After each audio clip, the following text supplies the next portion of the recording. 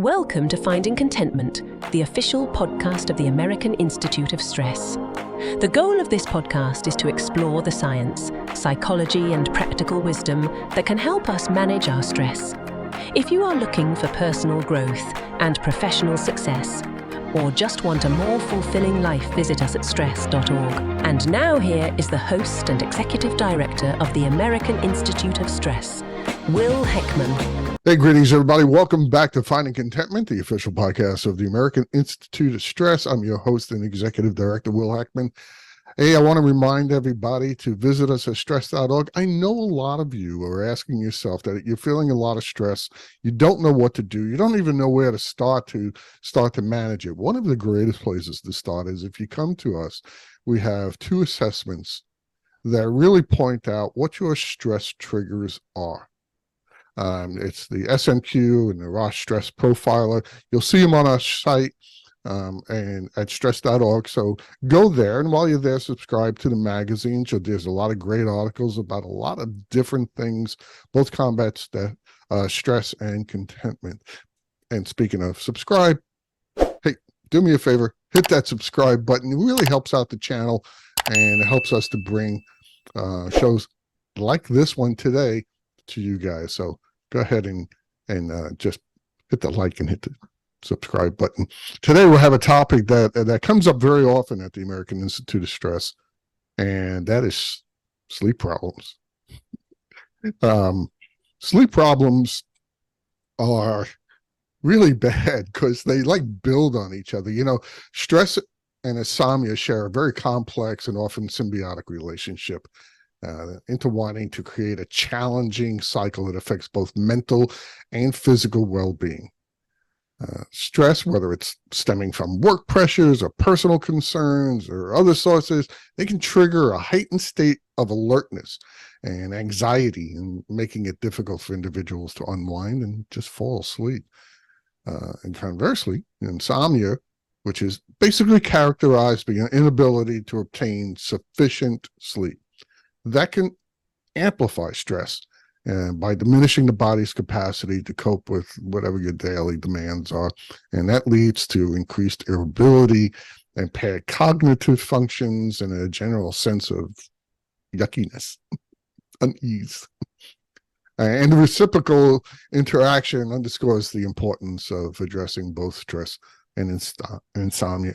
And we need to do it comprehensively. We need to employ strategies that encompass not only relaxation techniques and healthy sleep hygiene practices, but also, when necessary, talking to a professional, and maybe they can intervene to help us break free from this intricate cycle and restore a balance of restfulness. There are also some newer methods and to fight the challenges of insomnia. So I asked an expert if she can give us some insight on what we can do about insomnia. Maybe we can find an answer.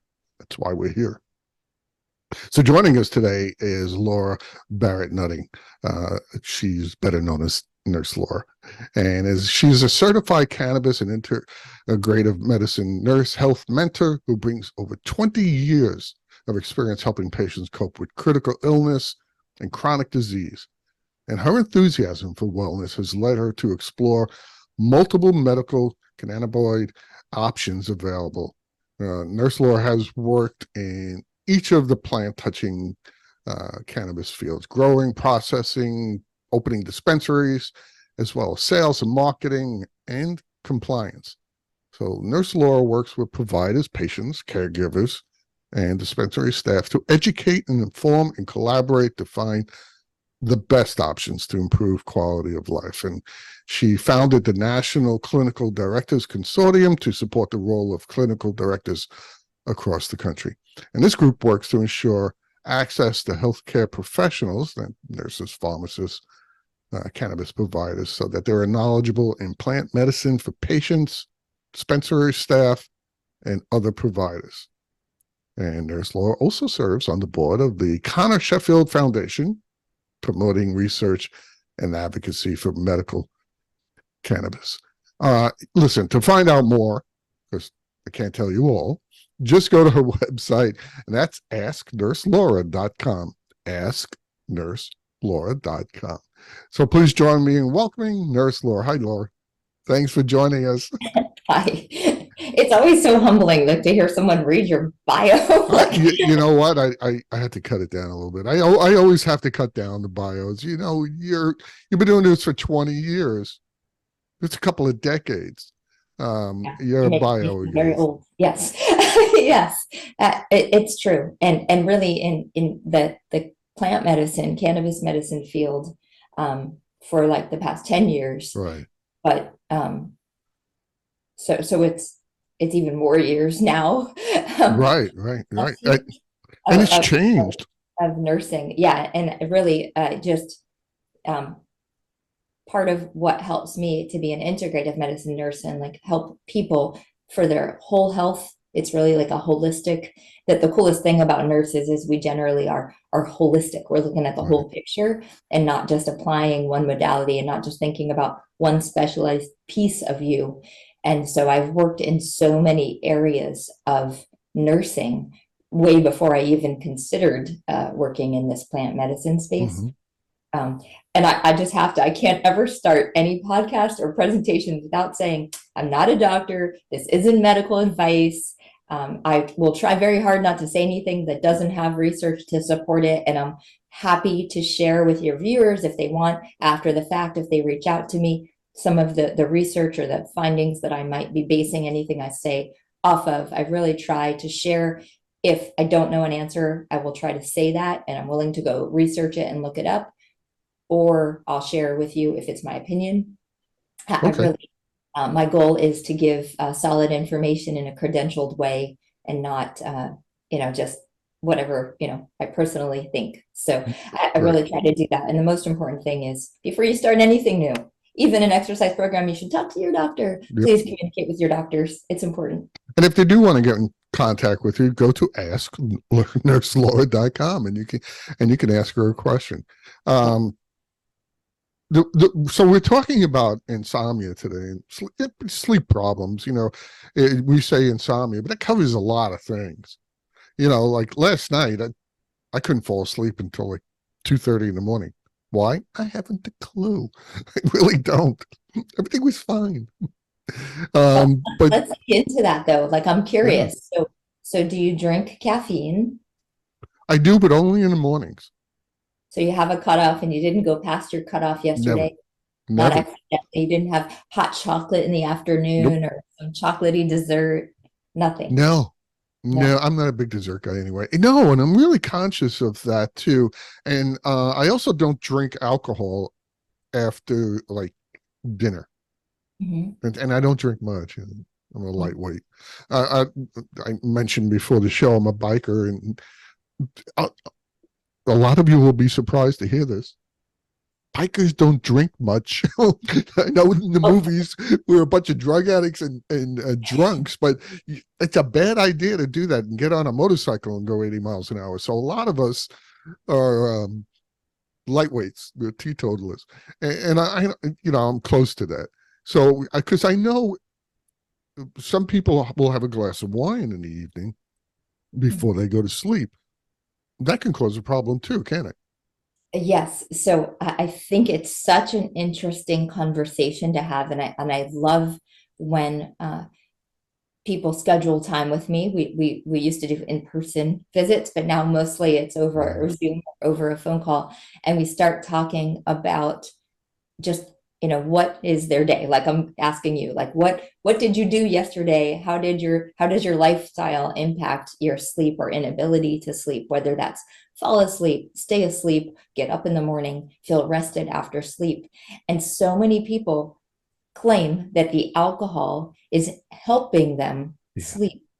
And the research shows that even though alcohol is a depressant, so it's like labeled a depressant, it actually impairs your sleep, and over time causes you to have worse sleep and less quality sleep and not be able to get into that deep sleep, REM sleep, which is really what helps us to feel rested. So I know there is some data about some types of alcohol. The most of the research usually talks about red wine Red and the wine, yeah. flavanols in the wine being good for your heart. And I am all about balance. Again, as a holistic nurse, as an integrative medicine nurse, if anyone hears me ever, what comes out of my mouth most often is balance. Right. I don't personally believe, and as a practice, believe that anyone, unless you have a severe allergy to something or a medical reason, should be all in or all out of anything. So a little bit of alcohol, again, if you have a history of of alcohol use disorder, maybe you need to be all out. But if you don't, a glass of wine or two a couple times a week, maybe not every day, Yeah. Yeah. and early enough in the evening. Because the other thing that alcohol also does, and again, you might have talked about this in the past, but this also impacts sleep, is it relaxes those flaps in your body, right? So you might have heard of GERD, Sure. gastroesophageal reflux disease, or just heartburn, or alcohol relaxes these flaps in your body so that when you go to lay down, especially if you've had alcohol in a big meal, the stuff can move around and come back Yeah. up. You have feelings like you referenced icky Yeah. icky feelings and symptoms, and those things really do impact your sleep. For me, I found, if I have like a glass of wine, which is rare, and I drink cheapy, crappy wine, which is very sugary. I'm sorry. It wears off. I wake up. I have a glass Fall of asleep wine, it with it. helps me fall asleep. Mhm. An hour or two later, the alcohol wears up, and I wake up, and now I'm up. So for me, that it doesn't work. Some people it does. That just gets them relaxed enough to, I guess, get their mind to calm. I Yeah. don't, I don't Well, know. and so that's again another one of the things when I work with people that we really have to talk about. So it's funny. So as a plant medicine nurse, cannabis nurse, people schedule time with me with the intention of saying, which gummy should I take for sleep? Like that's probably the number one question, is which gummy should I take for pain and which gummy should I take for sleep? And I always take them back like 10 steps. I'm like, hold on. Yeah. First of all, it might not be a gummy. Second of all, it might not be plant medicine, cannabis. Let's talk about what your struggles are. What are you dealing with? And I'm very careful, again, as a registered nurse, I'm not diagnosing, I'm not prescribing. And cannabis is federally illegal. It's a Schedule I drug, and it's not legal in every state. So depending on where you're listening, this may not even be an option, Right. but most states have some type of cannabis program. But I'm always like, what is the issue? Do you have problems falling asleep? Do you have problems staying asleep? Do you have problems feeling rested when you wake up? Is it all of the above? Do you feel hungover in the morning? What medications do you take?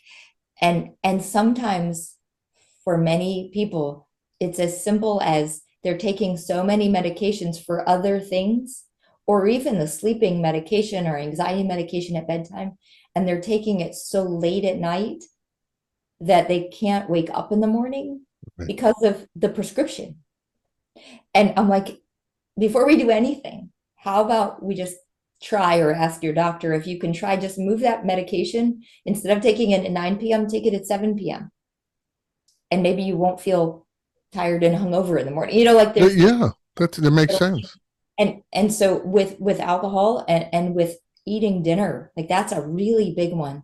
I think so many people, our society, depending on whether you're in like the young family stages or in like middle age, like young, not middle age, 30s, 40, like working really, or you're in retirement, when you eat your nighttime meal, Hmm. and how big that meal is might change. In European cultures, right? Like, are you Italian? I think I'm Right. guessing. I'm No. Italian. No, you're not Italian. No, From no, Europe, no. not In Italian. fact, it's the only thing I'm not. So, in Italy, and in Europe, right, the big meal is supper is like Right. midday, and it's a lighter meal in the evening. But here in the United States, we tend to eat big meals and we just eat later. Like somehow it's like cool to go out and eat dinner late. I don't understand that.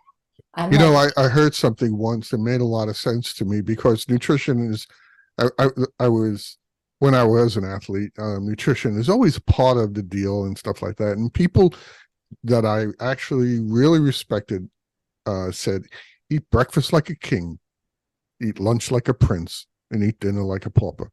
Mhm. And I followed that for a long time, and also reverse, eat dinner for breakfast, eat lunch, and then eat breakfast for dinner, things like that. And that definitely affected sleep. One of the things I did want to ask you, because you talk to a lot of people, Mhm. and a lot of them are experiencing, sleep problems. And what do they say to you as the common triggers? Do you find that the most common triggers that are keeping them, if they're I mean, it's for an ongoing problem. I don't mean I couldn't sleep last night, big Right. deal, tough it up, but I mean, I know people that are literally suffering from Yeah. insomnia, and we'll talk a little bit about that. But what do they tell you?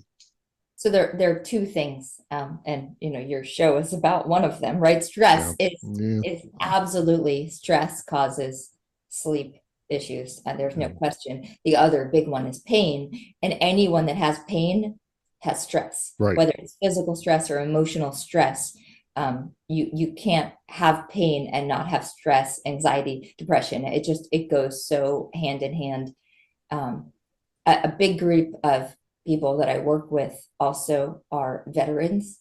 Hmm. And so post-traumatic stress disorder and a fear of sleep because of the images and the memories that will come up, and just safety is a concern. But the number one thing that crosses all of those, so if you have this post-traumatic stress disorder, PTSD, then you have stress. If you have pain, then you have stress. So really, stress is like the biggest, broadest. Right. I When have I to tell you, that's pretty much what we have found also at the American Institute of Stress, that when people complain about their sleep patterns, the circadian rhythms, and all that, if you delve a little deeper, you're exactly right. It's something to do with something stress related, whether it's work or financial or family or whatever. It is something that they're not managing, that part of their existence. We all have stress. We need stress. It makes us better people. It's not managing it.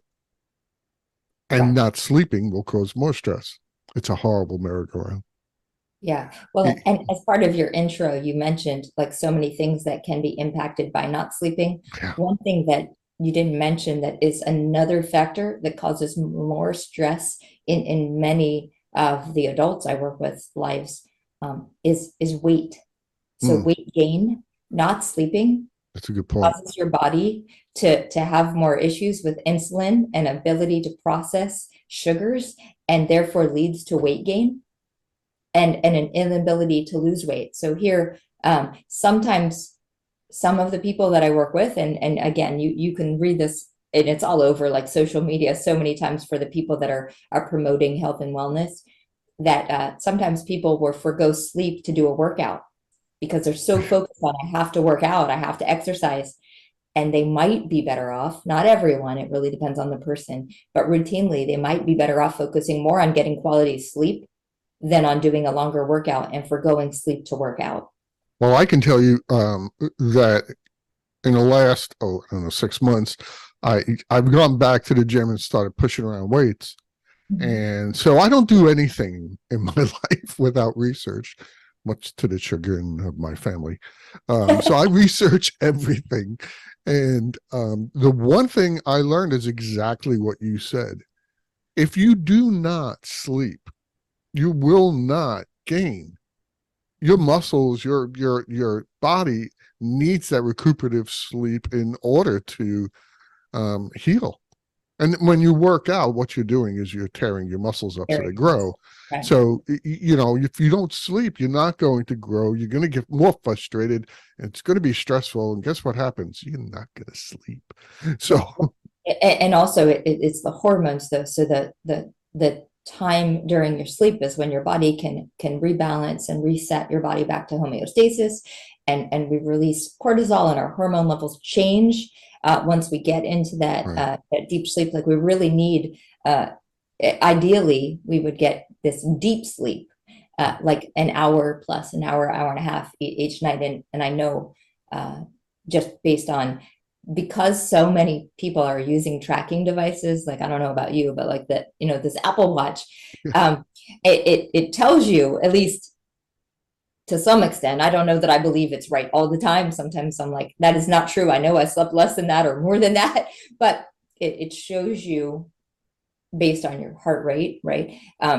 When you might be in that deep sleep or REM sleep, all these different phases of sleep. And it's during some of those cycles where different hormones are released that are going to impact how you feel when you wake up. And then what first when you wake up, those next things, and what you put in your mouth. And, you mentioned your philosophy of like, eat like a king for breakfast. Many people, again, related to weight loss and health and how they feel, are doing this intermittent fasting. Yes. Isn't for everyone, but for some people, based on their bodies and their regulation, not eating first thing, even though there's so much science that talks about feed your brain in the morning. Right.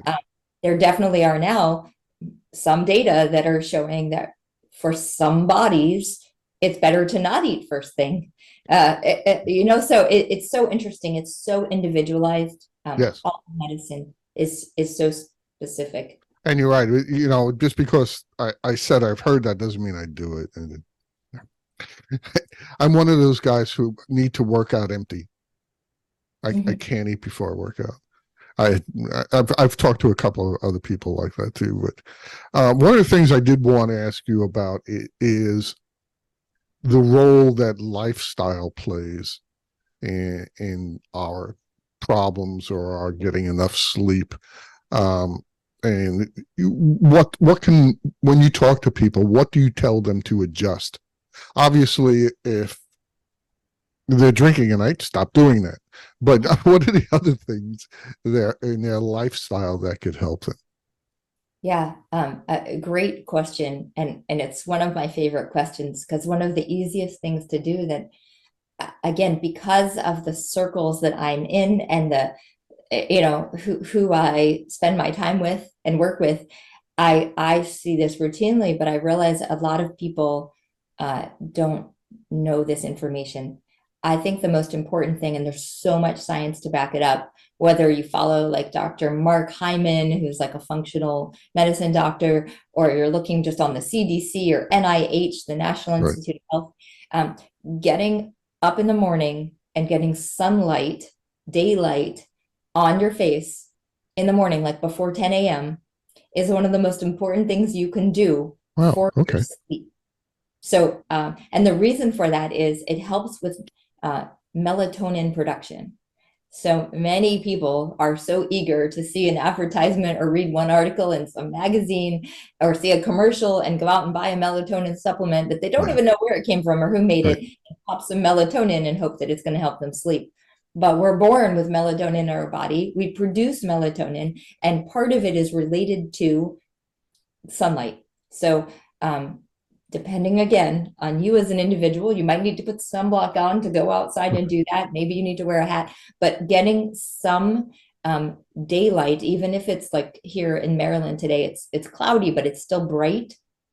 Starting your day with natural light versus just in a dark room with lights, or as many people are doing nowadays, your phone or your iPad or the TV light, right? That blue light or red light. Getting the natural sunlight, for most people, generally that would be before 10 a.m., is so important to helping you have the melatonin naturally produced by your body to help you sleep at nighttime. That's a great tip. That's a great tip, because I know, once again, take a melatonin gummy. Don't take it right before you go to sleep. Don't take 5 of them.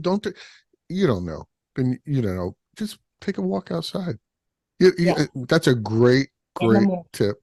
And it's an easy lifestyle thing to change. It's free. It's free. And, even in bad weather, depending on where you live, In most places, you could even go to a covered outside and just spend a few minutes, and I usually encourage my patients. I'm like, let's take advantage of it. Let's not just go stand outside. Let's maybe take a walk around the block if you can. Or people with pets are really lucky, because if you have to walk the dog, you're generally doing that. Like, Right. those people are lucky in some ways because they have no choice. They have to get outside.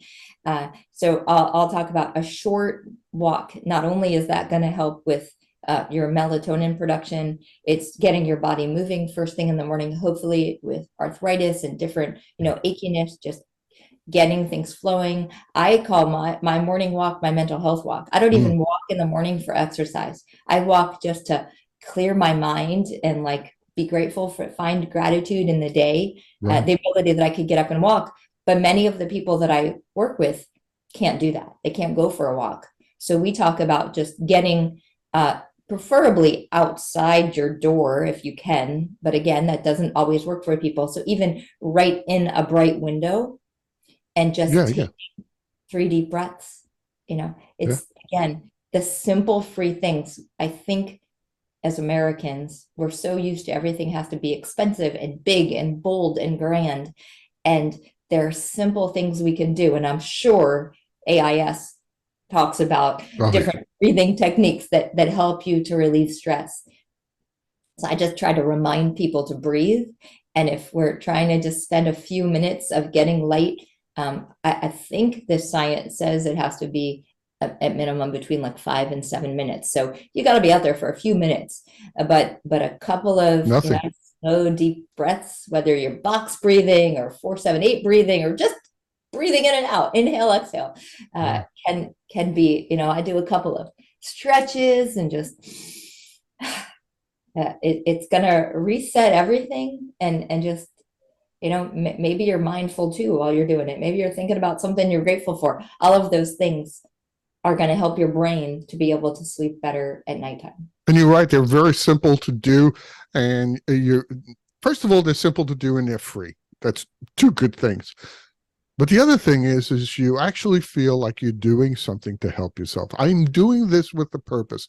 I'm breathing a certain way to help myself with my stress because it's been having a bad effect on me. And you mentioned something else. It's a lifestyle change that people have a hard time doing. And that's, looking at these things, the screen and that phone and that blue light. Stop that at night. That's going to keep you up. That I think it tells our brain that it's still sunny out and bright, not that it is time to go to sleep. So again, there's so much data to support that devices screen time 2 to 3 hours before bed are a cause for issues with falling asleep. And you can buy all of these things. You can buy a screen protector for your phone that's blue light blocking, and reading glasses, and in your eyeglasses they're blue light blocking. So that is helping a tiny bit with the blue light. It's not helping with the dopamine that you're receiving from scrolling. So depending on what device you're on and what you're doing, the blue light is a piece of it, but the other piece of it is the desire to scroll and the feedback you get from that scrolling. And it's funny because I think, again, society at large might think, oh, it's just the younger people doing that, but it's not. I work, most of my patients, many of my patients are 65 and up. And I would say to some extent, they're even more on their iPads. It might not be their phone, it's an iPad, whether it's playing solitaire or some other game or scrolling the news. Yeah, I'm guilty of all of it. Yeah. That feedback loop is feeding dopamine, which is impacting our ability to relax and sleep. I have a 17-year-old son who happens to be very much an old soul and an information seeker and philosophical. And we talk about just finding time to be bored. We don't do that anymore. Right. And boredom will help you sleep.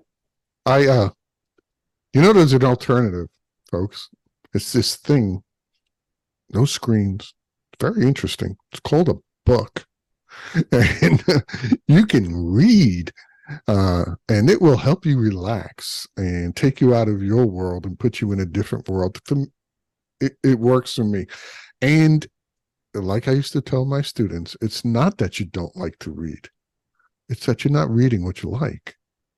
There is something out there for all of you that you're interested in that you can find a book on. My wife happens to be a math teacher, and she reads books about math. That'll put you to sleep. I'm just saying, so you can do that. None of the blue lights. Find something to read. And I have found in my life, and again, this is all, everybody is different, but that has helped me as much. Now, you talked about that you work with, did you say they were old people? Because I'm one of them.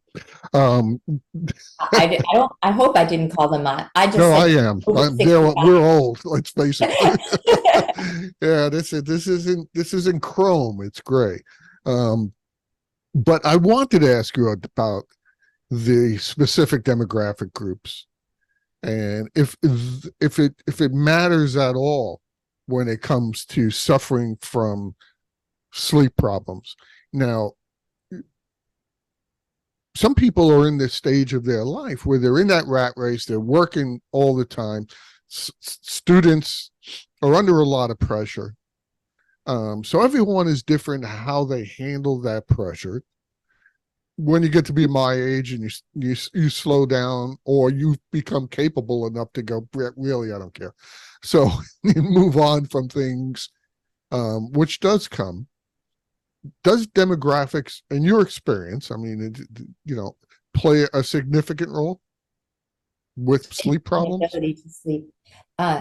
Yes, the phases of life and the different things that would impact our ability to sleep are different based on, again, like you're saying, if you're a student, like high school students these days, and again, I have one of them at home. Right. They have so much homework, they have so much stress, their college applications, plus school starts early. There are only so many hours in the day. If they play a sport, like they may not have the ability, they might only have 7 hours to sleep. Whether they can fall asleep or not, they only have physically 7 hours to try to sleep. And so if they can't fall asleep, they're stuck.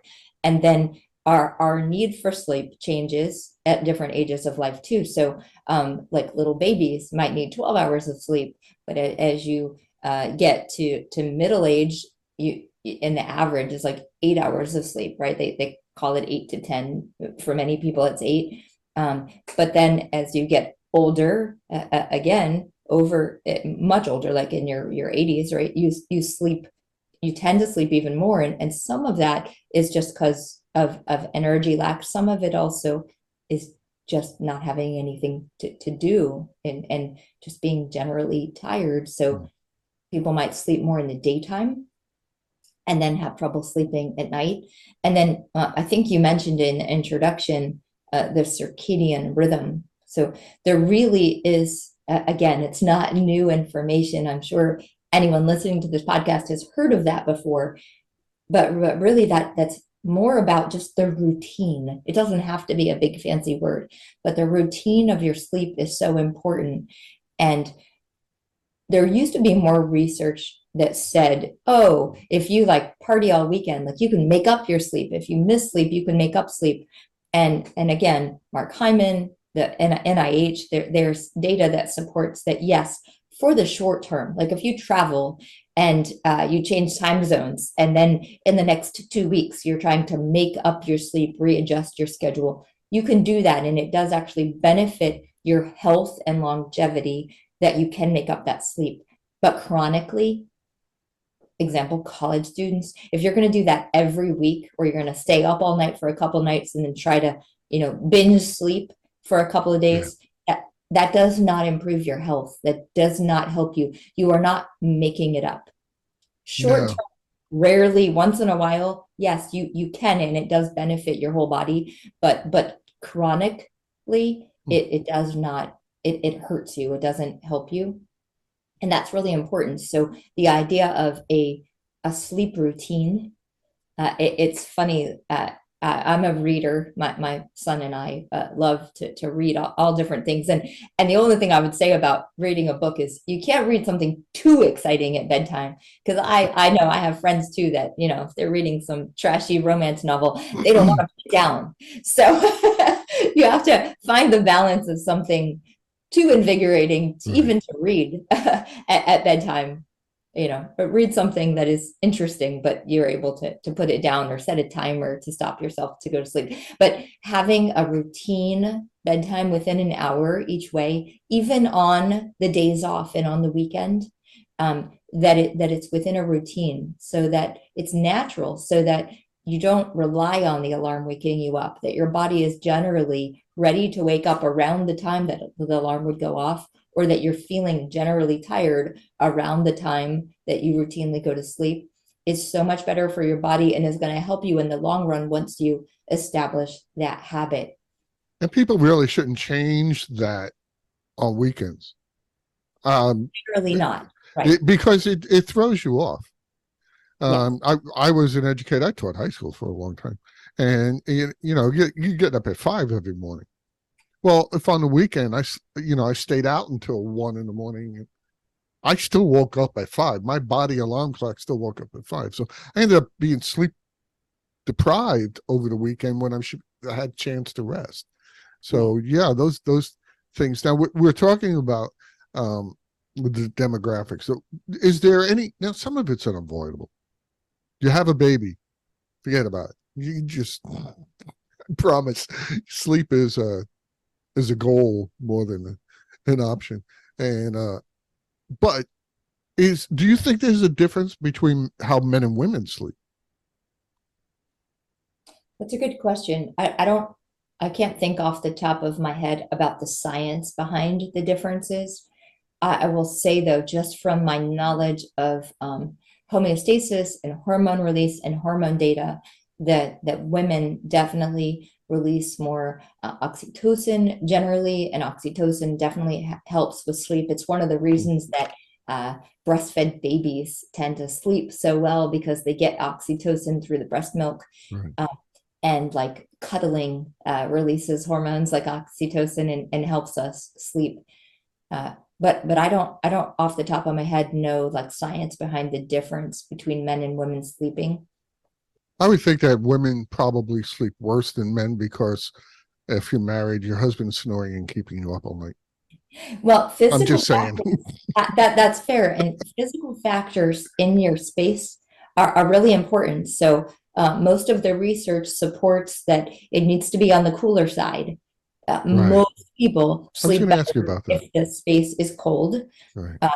Most people sleep better with quiet, right? Not screaming or a constant sound like like a fan. fan in your room, or a noise machine, or some dull vibrational noise.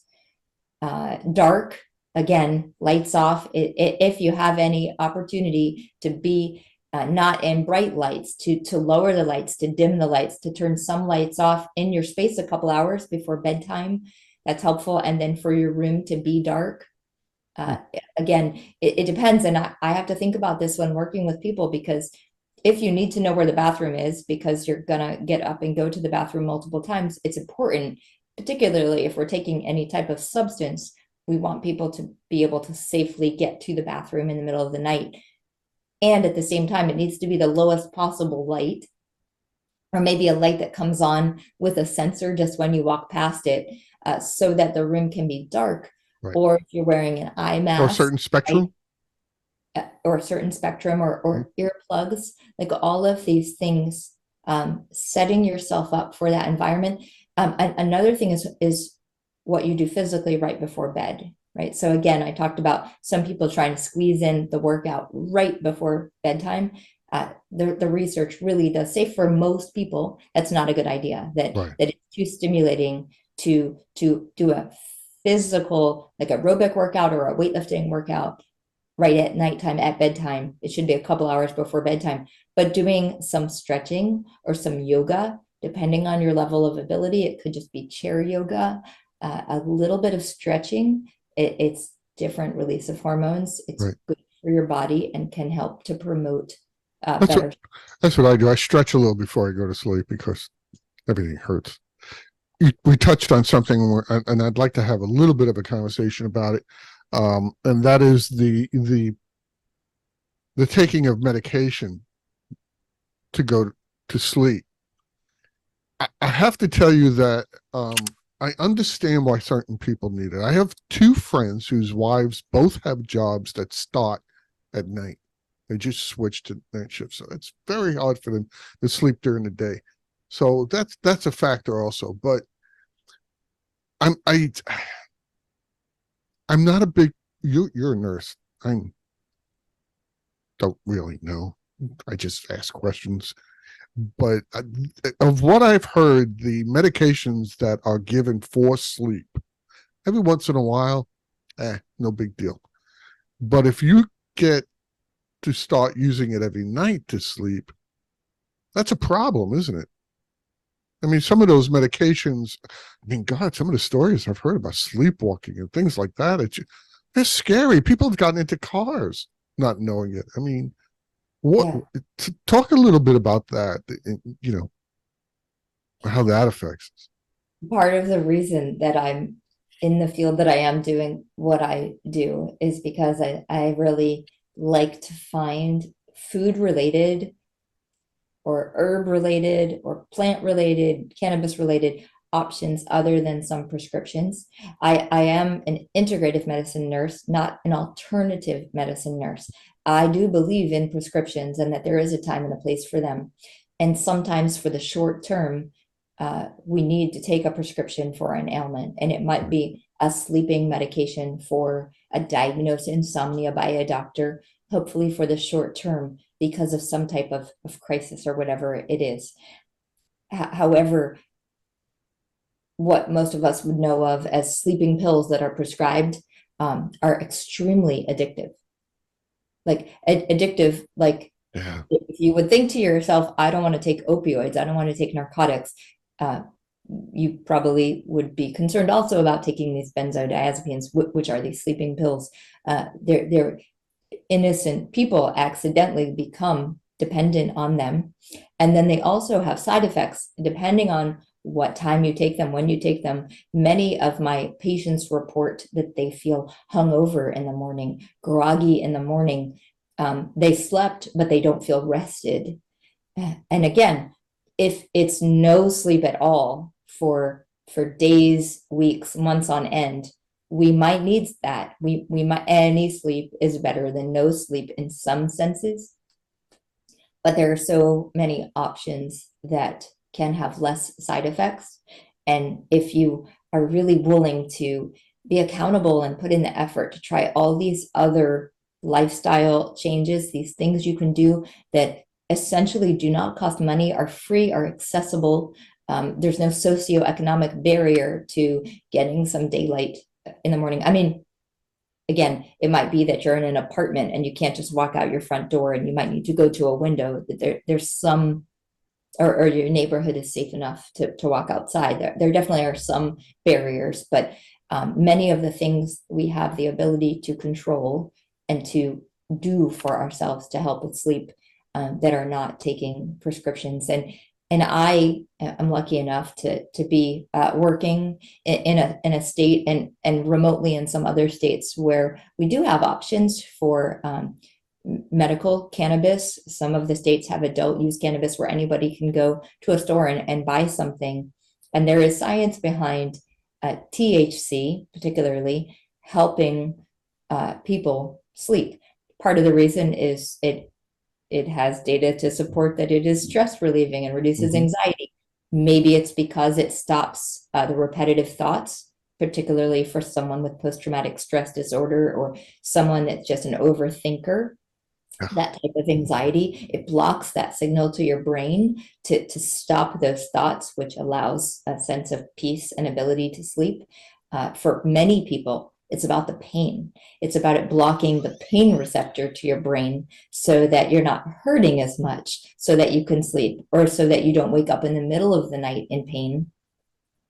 However, it's not for everyone either. And we have to consider all the factors and how impaired can you be, and are you at risk for falling, and there's just so many factors. So it's not at all one size fits all. And again, there are over-the-counter pain things that you can take, and even we mentioned melatonin, and melatonin in the right amount, which who knows what the right amount for you is.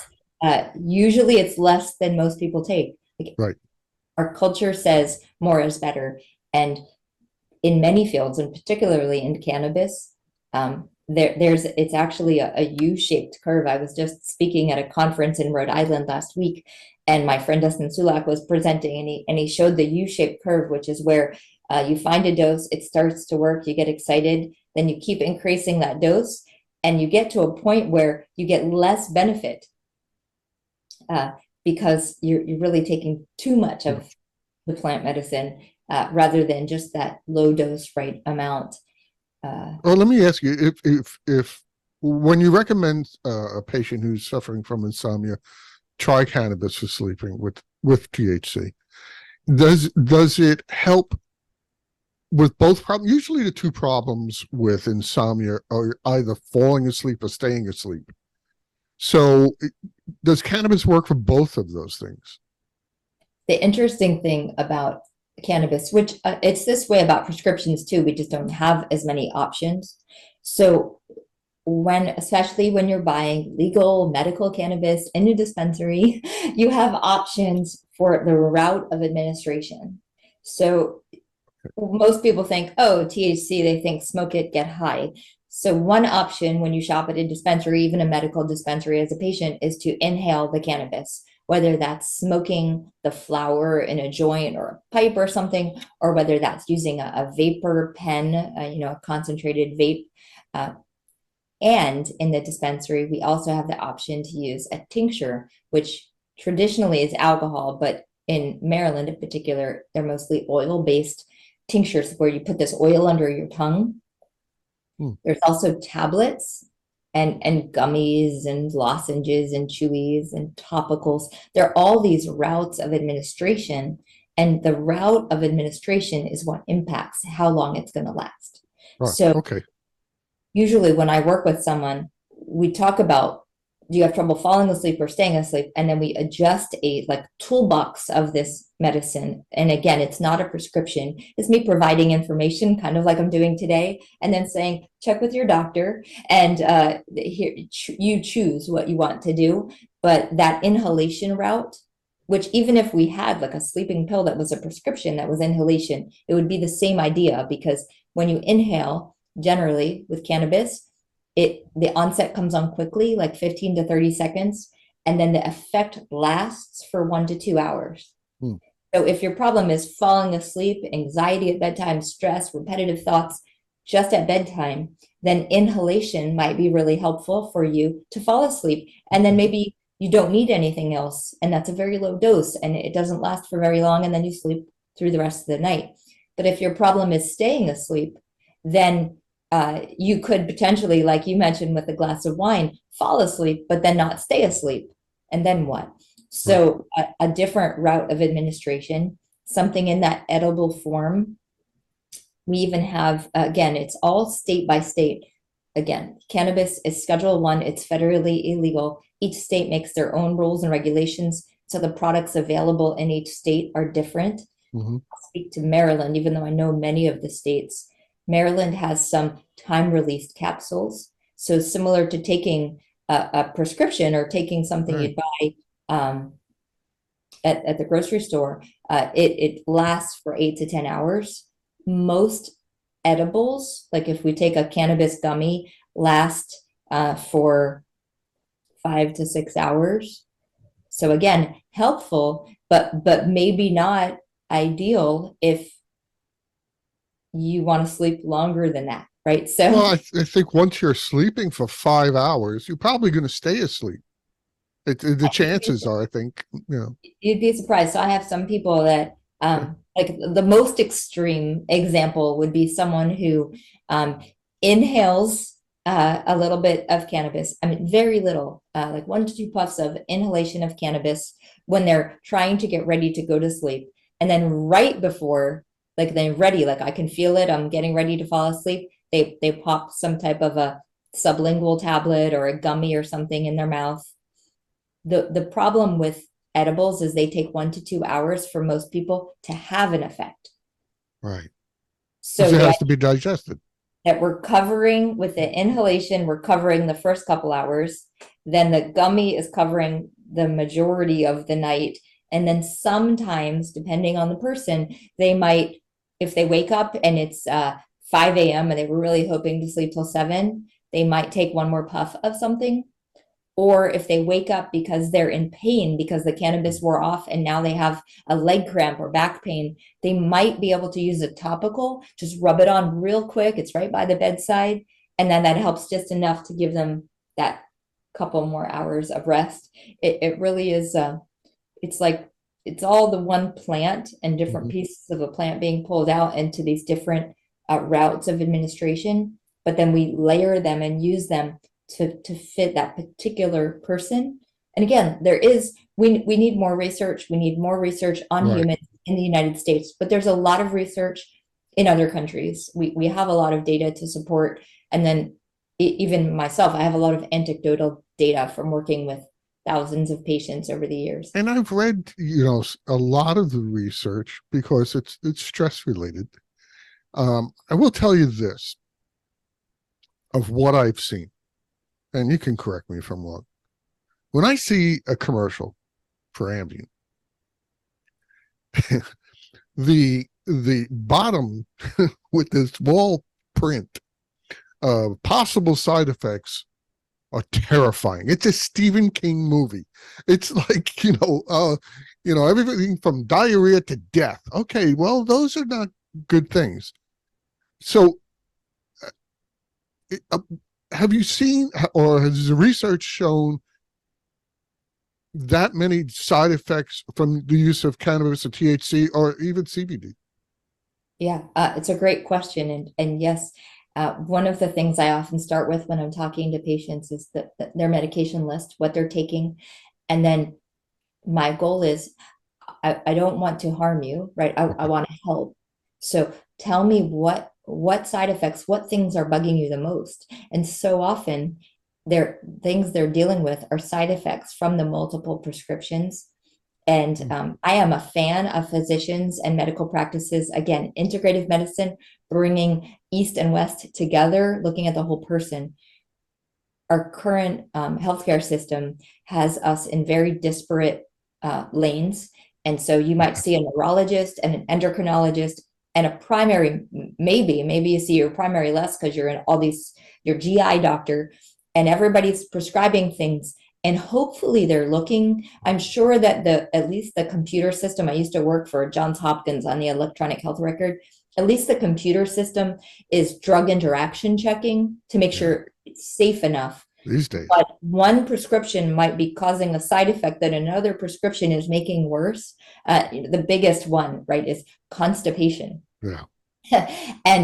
And it's so interesting how if we look at and we just talk about, again, because I have more time, because I'm more like I call it a health mentor. Like I'm here to not coach you and talk to you every single step of the way, but to give you tools to take care of it yourself. And we just look at, well, if you took this medication 2 hours before this one, or do you realize when you take these together, they're competing, or if you took this one before your food, and like, it's confusing. And even I'm a huge fan of pharmacists. I work closely with a lot of pharmacists. Even pharmacists only have so much time. And you as the consumer might feel like, I don't want to take that consult time at CVS or whatever pharmacy you're shopping at. And so it's really good to have someone, maybe even just a caregiver, family member, look at the whole picture and all of the side effects and try to figure out where everything fits. Some people even just do this as a business, medication reconciliation, just looking at all the meds and figuring out when really is the best time, and should we be taking them all together, and what are we taking them for? And is one, like, am I now taking all of these vitamin supplements that I saw on Google to give me energy because I'm taking this pill at nighttime that's making me sleepy in the morning. It's so complicated, and cannabis fits in all of that. So thankfully, THC does not have a lot of drug interactions. It does not have a lot of risks. The receptors in our body that allow THC to block signals to your brain or help with nerve pain, which is a big one because so many medications don't help with nerve pain and PTSD and psilocybin's a whole nother topic, but we have lots of good research coming about psilocybin and PTSD. But cannabis doesn't have receptors in the brainstem where respirations are, which is why unlike a medication like morphine, which we would give in the hospital that could stop you from breathing, cannabis doesn't do that by itself.